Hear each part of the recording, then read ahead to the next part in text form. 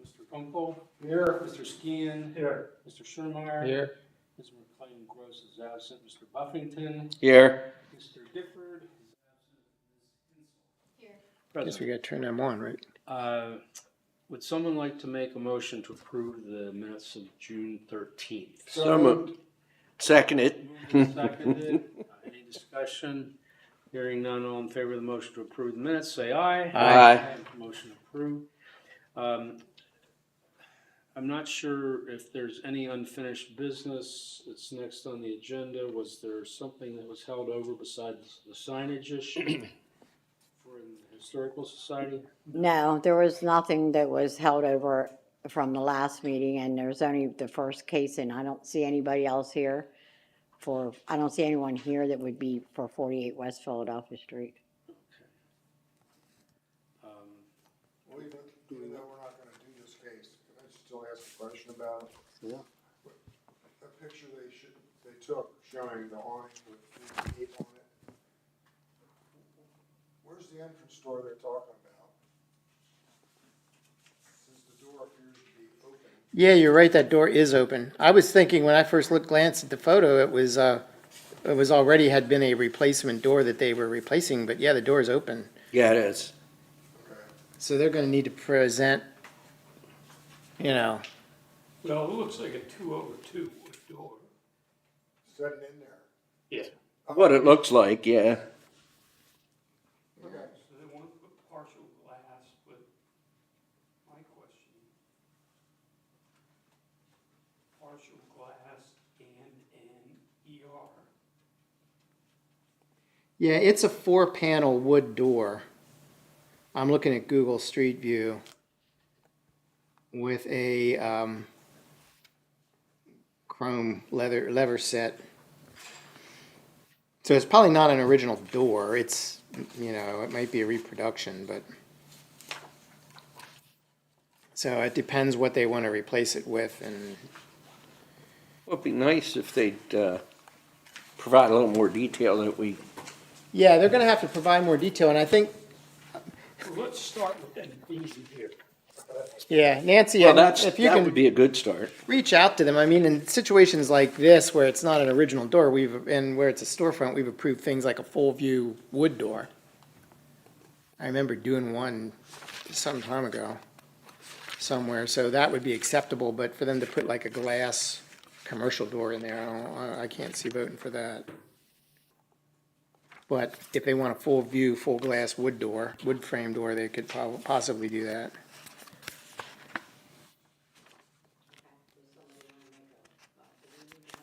I think to table it pending, I make a motion, we table this. Second. Second to table, any discussion? Hearing none, all in favor of the motion, say aye. aye. Motion approved unanimously. Yeah, it's a shame when they don't show up, and we do. And that's really an unfortunate door on 50, isn't it? Yeah. And the windows. So we don't have anything else to come before us, but I thought I saw an email related to the signage that was discussed last time, and that they were removing the request to have an internally lit sign, is that correct? Correct, yes. I got an email from Aaron here, changing revising the initial HARB application. So hold on, let me do this. Are you here to discuss that? Yeah, if you have questions. All I did was revise the application to take the internally lit notice information off. There's gonna be a stationary monument sign. We disconnected all the lighting and removed it. So it's an unlit sign. If she wants to modify the design in the future and add external lighting to it, then she'll submit a separate application. Okay. Was that the only issue that? Yeah. Yes. Yeah, I think that, as far as I understand, that was the only issue. Yeah. Yep. Does someone want to make a motion? Move to approve as resubmitted. Second. Moved and seconded Do to we approve actually as need reads. to do that? I believe it's Yeah. denied last time. Yeah. Yes. Oh, yeah. Okay. Yeah. Any other discussion? Yes. Yeah, because I think it's important to note that all the electronics and all are disconnected.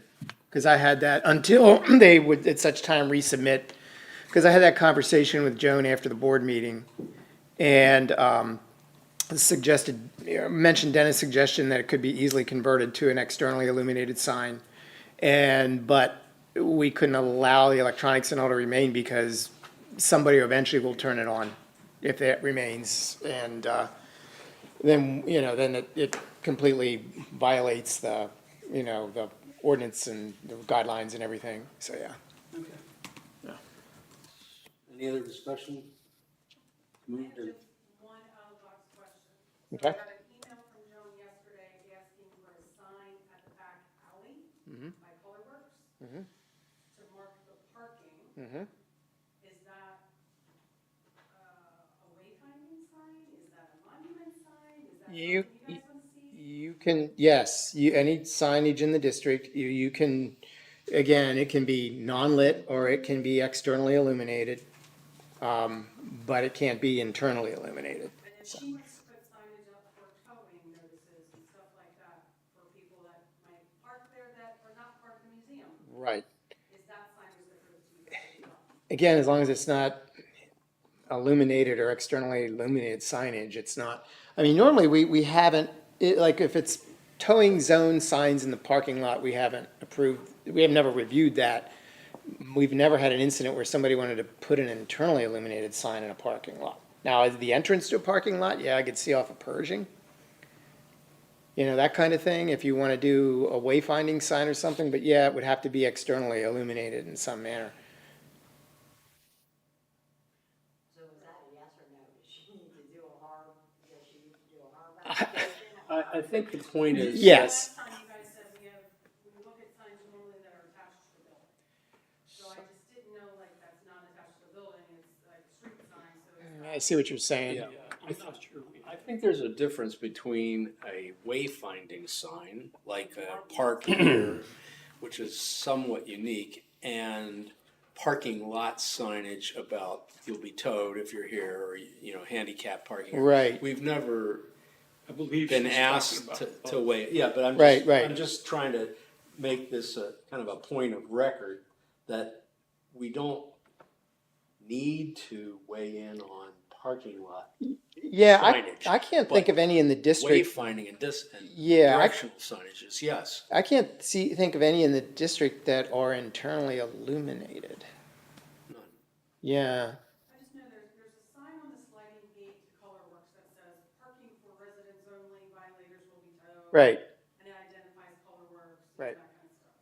So this won't be on a fence, it's not a monument, like it won't have a footing foundation kind of thing, but it'll be a Yeah, just parking for museum patrons only. given as it's the history center, and I don't know that that necessarily needs to come before us, but given as it's the history center is part of the ordinance. It's part of the 1970s ordinance. So they were considered the organization, and it predated, the brief history of historic York that kind of became the keeper of the standards here and the consultant for a couple of decades till they kind of faded away. And so the History Center was considered, part of the ordinance. Dennis's position is, there's a position on this board that is held to be a person who's recommended by the History Center, the Historical Society at that time. So I think it's important as a board member, and this is what I spoke to Joan about, that if any organization is going to follow the guidelines and the standards, the History Center has to. Otherwise, somebody's going to come back at some time and say, well, yeah, let them do it, and they're the History Center, and then we're not going to be able to enforce it anywhere. So as long as whatever you put up there, I don't know, and it seems to be a debate in the board whether we necessarily need to look at a wayfinding sign to the parking lot. Just don't internally illuminate it. Either don't illuminate it or externally illuminate it, could be from the ground or whatever. And just be sure that, the colors and all follow, which I'm sure it would, the sign guidelines. Yeah, three, no more than three and that kind of thing, yeah. And it's important too, because that bodega owner in the old junior league building a block south of there, he slapped these god-awful internally illuminated signs on his building, and then there were complaints about it and everything, and we made him take it down. So, for the History Center to have an internally illuminated sign, and being the History Center a block north, we couldn't ever enforce that on him. So that's the important thing. The History Center is even a special case out of everybody. So, yeah. I'm meeting with HARB wayfinding company that's doing all the signage on Monday. So at least that was one of the ones that she had on her list to add to the signage. Okay. package.